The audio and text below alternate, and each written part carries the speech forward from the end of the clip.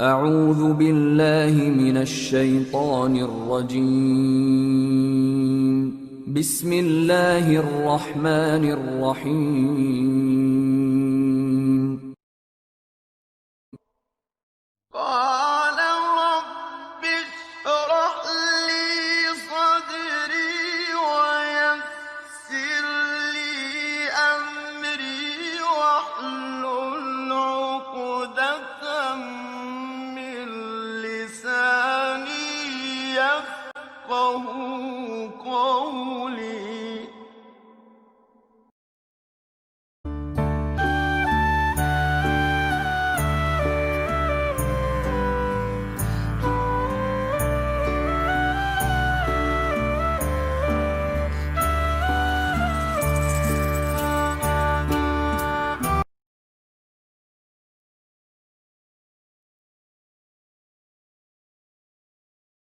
প্রিয় শিক্ষার্থী বন্ধুরা, আশা করি ভালো আছো। আলহামদুলিল্লাহ, আমিও ভালো আছি। আজকে উচ্চ মাধ্যমিক তথ্য ও যোগাযোগ প্রযুক্তি বিষয়ের অধ্যায় 4, যার শিরোনাম ওয়েব ডিজাইন পরিচিতি এবং HTML থেকে হাইপারলিঙ্ক ট্যাগ সম্পর্কে আলোচনা করব ইনশাল্লাহ। তোমরা আমার কথাগুলো মনোযোগ সহকারে শুনবে এবং বোঝার চেষ্টা করবে। প্রিয় শিক্ষার্থী বন্ধুরা, আজকের এই পাঠ শেষে তোমরা হাইপারলিঙ্ক কি তা বলতে পারবে, হাইপারলিঙ্ক এর অ্যাট্রিবিউটগুলো ব্যাখ্যা করতে পারবে এবং হাইপারলিঙ্ক ব্যবহার করে ওয়েব পেজ তৈরি করতে পারবে। শুরুতে আমরা হাইপারলিঙ্ক সম্পর্কে জেনে নেব। হাইপারলিঙ্ক হলো ওয়েবের একটি রিসোর্সে অবস্থিত কোনো রেফারেন্স, অর্থাৎ কোনো লোকেশন, কোনো ঠিকানা, HTML page, image, sound file, movie ইত্যাদি রিসোর্সকে হাইপারলিঙ্ক দিয়ে নির্দেশ করা হয়। কোনো ডকুমেন্টের অভ্যন্তরে হাইপারলিঙ্কের সম্ভাব্যকে নির্ধারণ করার জন্য অ্যাঙ্কর টার্মটি ব্যবহৃত হয়। ট্যাগের মধ্যে paragraph, line break, image, link এবং অন্যান্য লিস্ট সমূহ বসানো যায়। হাইপারলিঙ্কের যে সিনট্যাক্স, এই সিনট্যাক্সটা হলো ahref, URL এবং লিঙ্ক টেক্সট। ওপেনিং ট্যাগে আমার অ্যাট্রিবিউট এবং তার ভ্যালু URL, দ্যাট মিনস যে লোকেশনে আমার লিঙ্কটা হবে, যার সাথে হবে, আর লিঙ্ক টেক্সটটা হলো যার উপরে ক্লিক করলে হবে, এটা এখানে বসানো হবে। তো অ্যাঙ্কর ট্যাগের href অ্যাট্রিবিউটে URL ব্যবহৃত হয়েছে। URL হচ্ছে একটি নির্দিষ্ট পাথ বা ঠিকানা। এই পাথকে আবার দুই ভাগে ভাগ করা হয়েছে, যথা রিলেটিভ পাথ। রিলেটিভ পাথে কেবলমাত্র URL এর সাধারণ অংশগুলো থাকে এবং এক্ষেত্রে ব্রাউজার স্বয়ংক্রিয়ভাবে URL এর বাকি অংশ চিহ্নিত করে নেয়। যেমন href ইকুয়াল, এখানে ইনার ডাবল কোট, address.html, এই ফাইলটা ওপেন হবে আমি অন্য একটা শব্দের উপরে যখন ক্লিক করব। তার মানে hrefটা হচ্ছে অ্যাট্রিবিউট, তার URL বা ভ্যালু হচ্ছে address.html। Absolute path, absolute path এর ক্ষেত্রে লিঙ্কের জন্য ডকুমেন্টকে স্থির করা হয়। ডাইরেক্টরির টপ লেভেলে হায়ারার্কি অনুযায়ী এই লিঙ্ককৃত ফাইল পর্যন্ত পৌঁছার জন্য সমস্ত ডাইরেক্টরি নিম্ন ক্রমানুযায়ী কাজ করে। যেমন href ইকুয়াল, এখানে inner double quote, C directory, Kamal folder, etc.html file. অর্থাৎ সরাসরি না দিয়ে কোনো ড্রাইভের অধীনে যখন আমরা দিব, তখন সেটাকে আমরা অ্যাবসলিউট পাথ বলব। হাইপারলিঙ্ক অ্যাট্রিবিউট সমূহ, যে অ্যাট্রিবিউট সমূহ আছে হাইপারলিঙ্কের মধ্যে, টার্গেট অ্যাট্রিবিউট, লিঙ্ক করা ডকুমেন্টটি কোথায় ওপেন হবে সেটি নির্ধারণে টার্গেট অ্যাট্রিবিউট ব্যবহার করা হয়। নেম অ্যাট্রিবিউট, কোনো ডকুমেন্ট লিঙ্ক ব্যবহার করে ওই ডকুমেন্টেরই নির্দিষ্ট কোনো অংশে জাম্প করে চলে যাওয়া যাবে, আবার কখনো কখনো একটি লিঙ্কে ক্লিক করে অন্য একটি পেজের নির্দিষ্ট স্থানেও চলে যাওয়া যায়। তারপরে আছে আমার মেইল টু অ্যাট্রিবিউট, ইমেইলের সাথে লিঙ্ক করার জন্য এই অ্যাট্রিবিউট ব্যবহার করা হয়। শিক্ষার্থী বন্ধুরা, এই কথাগুলি তোমাদের ভালো করে মনে রাখতে হবে ফর MCQ, ফর অনুধাবন প্রশ্ন হতে পারে, MCQ হতে পারে, ঠিক আছে? ভালো করে মনে রাখার চেষ্টা করবে। হাইপারলিংকের প্রকারভেদ, আমরা প্রকারভেদটা ভালো করে জেনে নিই, দেন তার সুবিধা অসুবিধা জেনে নেব। লিঙ্ককে আমরা দুই ভাগে ভাগ করতে পারি, যথা ইন্টারনাল এবং এক্সটার্নাল।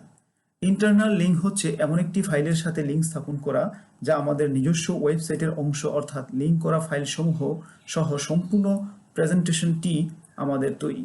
একই পেজের মধ্যে নির্দিষ্ট কোনো অংশের সাথে লিঙ্ক করাও ইন্টারনাল লিঙ্কের অংশ। এক্সটার্নাল লিঙ্কটা হচ্ছে আমাদের ওয়েবসাইটে কোনো ফাইলের সাথে ইন্টারনেট এ অবস্থিত অন্য কারো তৈরি ওয়েবসাইটের বা ওয়েবসাইটের কোনো অংশের সাথে সংযোগ স্থাপন করা।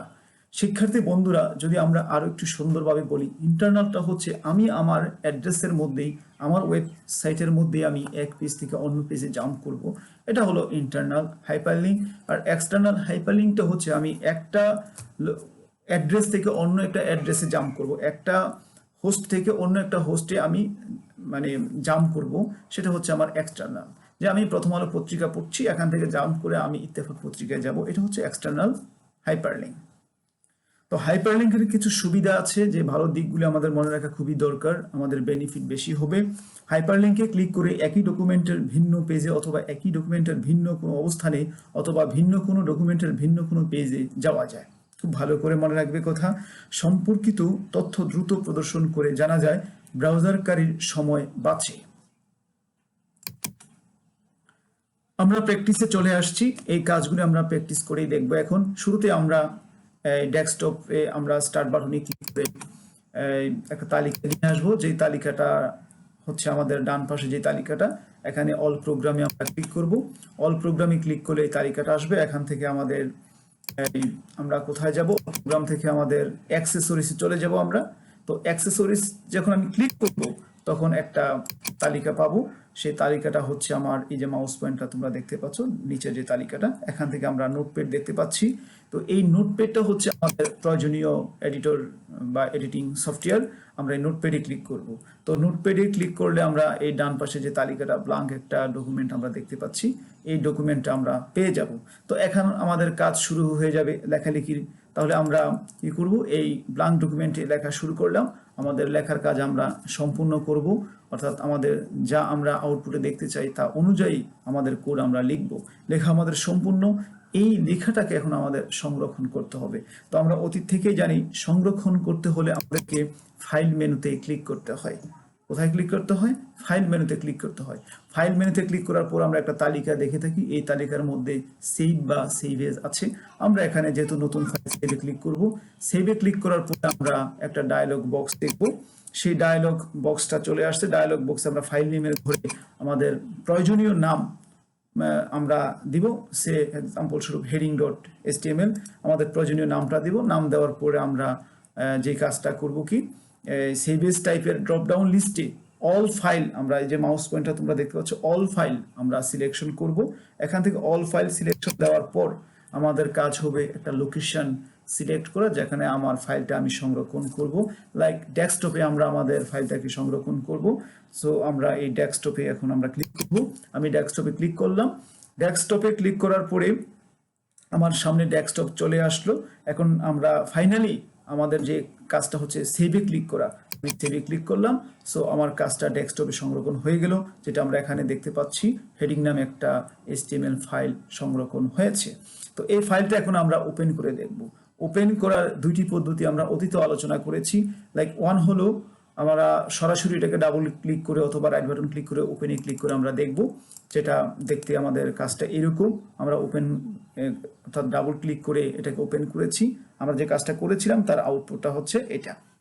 এটা হচ্ছে একটা মেথড। সেকেন্ড মেথডে আমরা আমাদের ফাইলটার উপর আমরা রাইট বাটন ক্লিক করব। রাইট বাটন ক্লিক করলে ওপেন আমরা ক্লিক না করে ওপেন উইথে চলে যাব।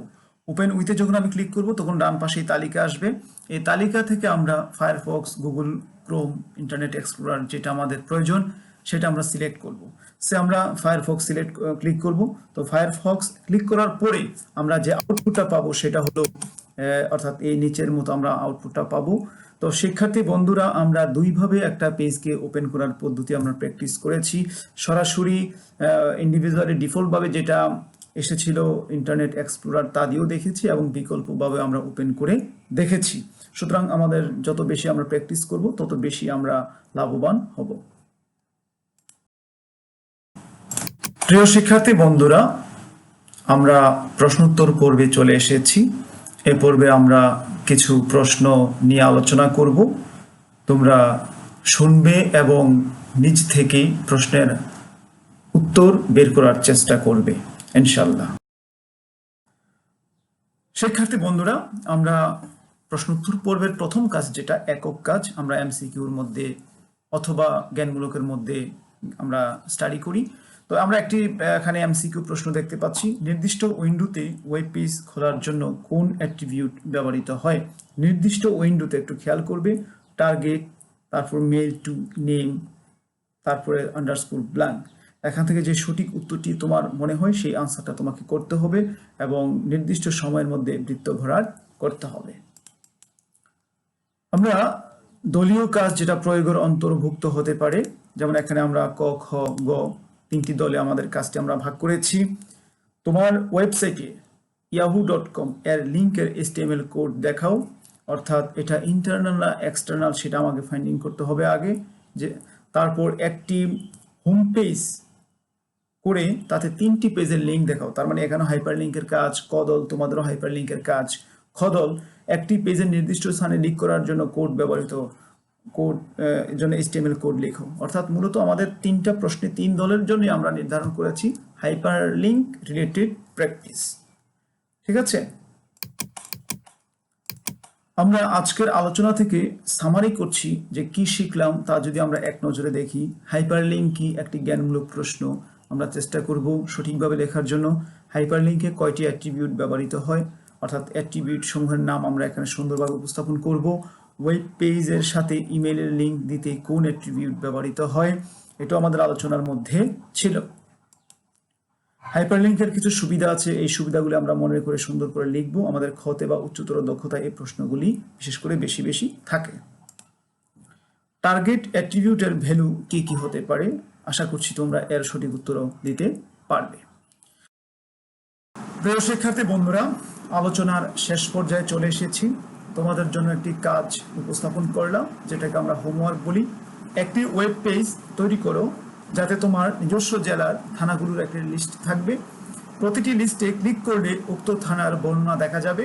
সম্পূর্ণ কাজটি করতে হবে, আমরা বুঝতেই পারছি, হাইপার লিঙ্কের মাধ্যমে। তো আমি আশা করছি তোমরা কাজটি সুন্দরভাবে সঠিকভাবে উপস্থাপন করতে পারবে আমার কাছে। এই বলে আমি আজকের ক্লাস থেকে বিদায় নিচ্ছি। আল্লাহ হাফেজ।